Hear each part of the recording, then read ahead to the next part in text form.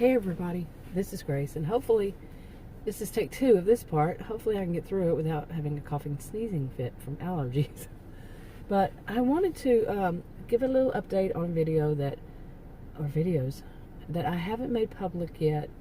I probably need to go through and, do that. I go through and I listen to them and put in the tags and everything and then upload them, make them public. I mean, they're already uploaded, I just haven't done all that. But anyway, it was about that on that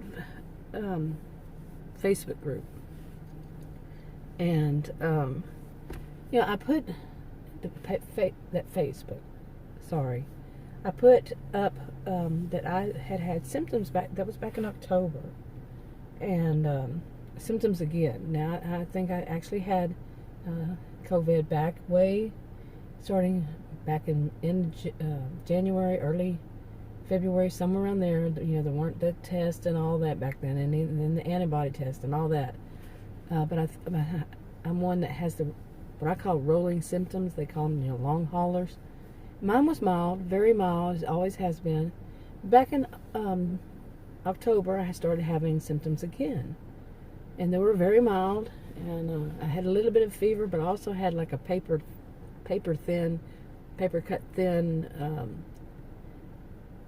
thing on my bottom gums, on my gums, and it was a little red, and I don't know if that would cause me to have a low-grade fever, but I had a very low-grade fever, and but anyway, I had some kind of symptoms again. But anyway, and I put up on on Facebook that happening, that I was having fever. Now, I hadn't said anything about the previous one. I'm not that type. Just trust me on that. I'm not the type to let people know. People I know, I can do it on video. That's where I get everything out, is on video, because they're the type people I've known in the past. They're the type, they only want to talk about themselves. I call them Narcissistic Histrionic blend of behaviors, not diagnosing them, but their behaviors are that way. They don't care about anything but themselves, and that's why I have basically no contact with them, except for that very little contact there. Some things I need contact with about. Anyway, so I put that up there, and not a one of them, the people that should be the ones that would comment, which none of them said anything. But other people, because it's a lot of like old school people I went to school with many years ago, and all this, and people I've known, they're also on there. But the people that should didn't. But I didn't do it for that purpose. I really didn't. I just put it up there. Said, why am I this type? And I have thought about that before, and I've thought about it since. Why am I this type to not say anything about what's going on in my life? To the people who know me, and I know it's because they don't want to hear it. They're going to turn it back around to them. They're going to benefit off of it somehow. Yeah, benefit off of it somehow. Seriously, it's unbelievable. But anyway, I thought about it. I just put it up there, and I got offline, and then the next day, I think, I looked at it again, and none of them. Screw this. That's really part of my life. That, maybe it was the last little thing, just to move on. Anyway, that was back in October. Here it is, at the end of November. Hadn't heard from anybody, except yesterday, all of a sudden, out of the blue, I got a text message from one of them, and I think it was one she shared with more than one person, and I was just on that group, that list, and because it was a picture of a, something happening to, it was something that I could be interested in seeing. It was an actual photo of something going on at a one property. I could be interested in, but not necessarily, not really. I don't need that. But it could apply to me.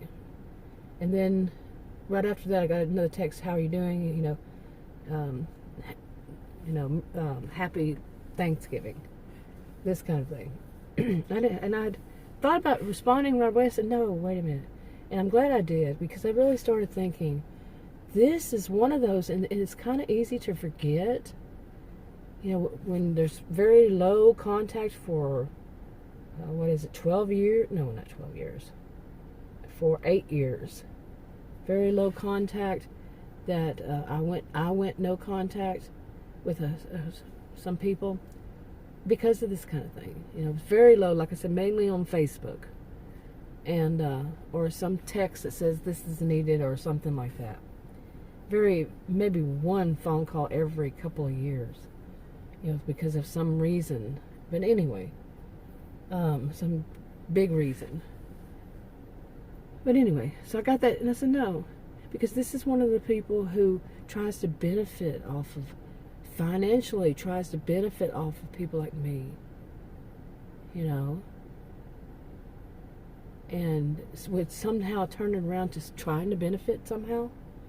So I had a coughing and sneezing fit, so I had to stop. These allergies, seriously. But anyway, and that was the people that I knew that I got out of my life by going no contact. They were people who would benefit off of any way they wanted, any way they could, they would try to benefit. And it didn't have to be money, but they would try. It could be that, like, it's somebody else's tragedy, they make a big deal about it so they get attention from people, and sympathy and all this kind of stuff for them. They would do stuff like this. It's unbelievable. But so I thought, why? This is my chance. This is my opportunity to just really. That was like the last. I don't want to say last hurrah. What would the term be? The last bit that pushed me to say, enough is enough. I have been thinking a lot about the people from my childhood, from my earlier years. On and on. The people that I went no contact with and all that. And I'm like, what use was all that? What really added a little existential crisis in here? But what use was that to me overall? It was nothing but bad. And yeah, you can turn it into a learning lesson and stuff like this, and yeah, but I could have done without that, I think. But really overall, what was it? Because nothing there ever built really much of a foundation for me. It was that I had to get away from there to then start to live. To then start to learn about life, because it was like it was so much neglect. I mean, the educational system, that was great, but that was basically only where I lived, and that was just what you had to live, learn those kinds of things back then. But other things, no, not so much. I'm also one, and I was thinking about this, how socially awkward I am because of the, from there on. There's a lot of reasons. I need to make a whole video about that. It's just, now I pick up on what's going on. Some people, they don't. Some people they're so involved in their own minds, they don't catch up with, pick up on what's going on. Maybe I pick up too much of what's going on, but my degrees are I'm a social and behavioral scientist, so I'm going to pick up on stuff.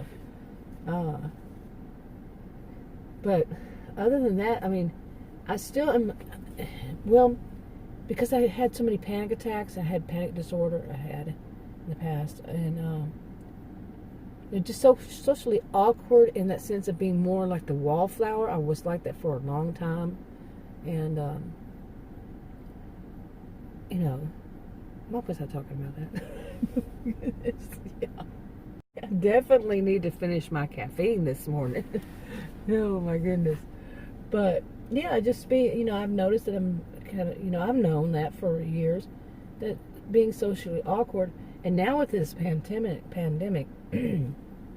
seriously, being at home so much, this is like almost going on 10 months of, I've only been into one place, and that was a doctor had sent me in to see the pharmacist, told me to go see the pharmacist. And all these months, say 9 months, because, yeah, how many months is it? Anyway, it's been a long while. And, but I can only imagine what I'm going to be afterward. But guess what? So will other people. So will other people people who work from home. There's going to be awkwardness, I think, for not everybody, but many people. And anyway, this whole thing with them, let me go back to that part. It made me, because in a way I felt like I don't have anybody, and I don't, I do, but, like, like I did in the past. I had more people that I could, talk to, or they could talk to me. People from the past, have that kind of connection with other people, and they really, I've done videos about how some of them just took those connections away from me. Oh my goodness, because I wasn't right there to correct this stuff. This stuff was going on behind my back. And the smear campaign behind your back. Yeah.